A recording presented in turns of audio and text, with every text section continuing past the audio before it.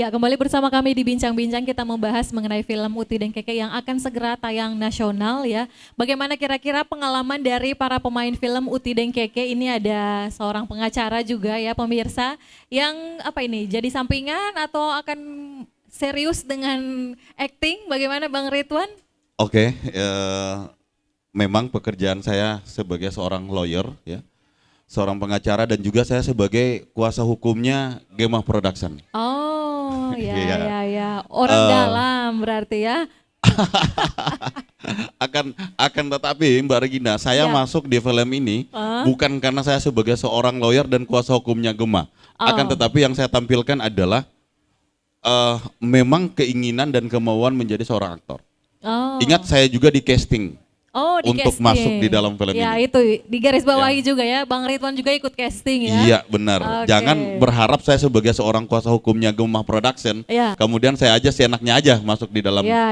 Sehingga memang Utih dan Keke ini adalah para pemain-pemain yang udah profesional banget. Siap. Gitu. Mantap. Pengalamannya jadi papanya Keke gimana? Kan itu seorang TNI ya. Apakah ada latihan khusus kah atau bagaimana, atau observasi dulu beberapa lama? Bagaimana Oke. Bang Ridwan? Memang backgroundnya saya sebagai seorang pengacara, sebagai seorang lawyer, ketika diminta menjadi bapaknya Keke di film Uti dan Keke ini, saya ditunjuk sebagai papanya Keke itu pekerjaannya sebagai seorang komandan TNI Angkatan Laut, di mana notabene dia sebagai komandan dan lanal ya, komandan Pangkalan Angkatan Laut.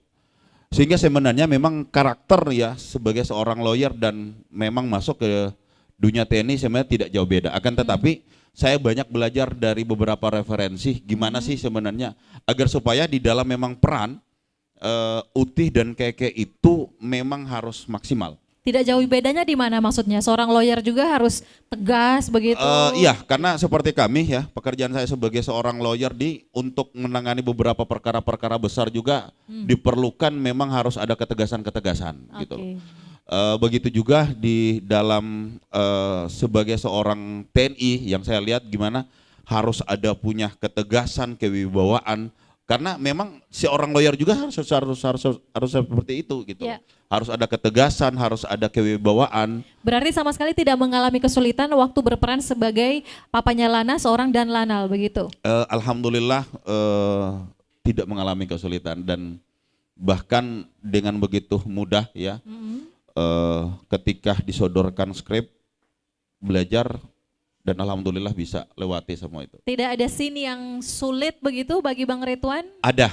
Ada. Pas di mana itu Bang Ridwan? Ada dua scene yang saya merasa sulit ya untuk dihadapi itu, yaitu yang pertama adalah scene dalam mobil.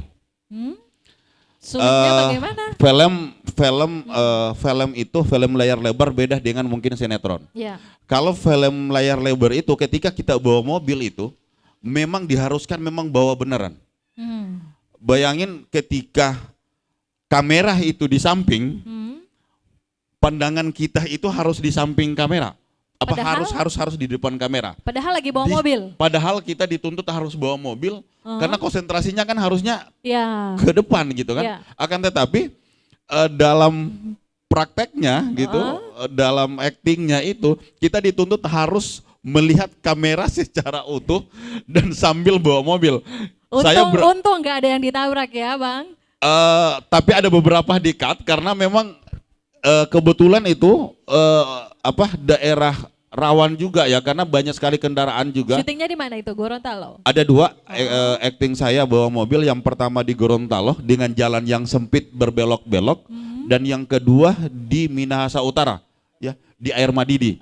Dan kita lihat juga di Air Madidi itu banyak ya lalu lalang kendaraan di mana dengan beberapa perangkat kita harus itu yang pertama. Yang kedua adalah yang saya rasa sulit, saya beradu akting dengan seorang Mongol, ya artis yang sudah melalang buana karena dalam cerita itu Mongol adalah jadi ajudan saya. Ya. Siapa yang nggak kenal Mongol stand up comedy? Kita jangan dulu dia bicara, lihat muka aja kita sudah lucu. Dimana adegan saya dituntut ada adegan yang harus saya marah-marah sama Mongol. Oh iya. Gimana harus begitu saya harus menahan tawa, di mana adegan saya harus marah-marah si Mongol karena tidak jaga anak saya dalam film itu, karena saya sebagai seorang komandan dan si Mongol sebagai seorang ajudan. Tahun-tahunnya itu sangat luar biasa, sehingga saya rasa hanya dua itu ya yang merasa, tetapi ya alhamdulillah bisa lagi-lagi bisa dijalani semuanya. Oke, jadi ada dua scene yang agak sulit, bawa mobil sambil harus lihat kamera di samping. Sama gitu. harus memarahi seorang komedian, seorang Mongol ya. Baru lihat mukanya aja udah ketawa, gimana mau marah. Mungkin diulang-ulang makanya gitu, ya Bang Ridwan ya. Gitu, tapi untunglah bisa jalan ya, bisa lancar Sip. semuanya ya. Oke, kita ingin ke Marcelino ya. Ini sebagai Marcel, temannya Umar. Temannya Umar ya. Si Uti berarti ya. Iya, Umar. Iya. Kalau Marcel sendiri karakternya seperti apa di film Uti dan Keke? Gimana Kak? Karakternya seperti apa? Kalau di film Uti dan Keke itu karakter Marcel itu dituntut sebagai apa yang ngebully si Umar. Oh ya. Berarti antagonis di sini ya? Iya benar.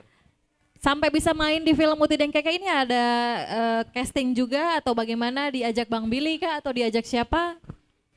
Kalau buat ikut film Uti dan Keke ini emang nggak, kemarin udah udah casting di Jakarta. Oh ya. Terus karena orang tua tuntut untuk kuliah kan, jadi Marcel balik duluan ke Manado. Berarti Marcel udah main film juga di Jakarta atau bagaimana? Iya. Oh, udah jadi artis di Jakarta juga ya, main sinetron juga atau apa? Enggak, kemarin itu cuman web series. Oh, udah main web series tapi gara-gara mau kuliah balik ke Manado, tahu-taunya diajak lagi sama Bang Billy ya. Oke. Bang Billy, cerita dong kira-kira waktu mau ke layar lebar itu, karena bahkan sekelas Bang Mongol aja kaget. Katanya begitu banyak juga filmnya dari Bang Mongol, udah syuting gak tayang-tayang. Ini waktu Uti dan Keke padahal belum lama kan syutingnya, baru tahun kemarin bulan September ya. Udah tayang di November, hanya 2 bulan. Itu bagaimana ceritanya kira-kira? Tapi dijawab usai jeda pemirsa, tetap bersama kami.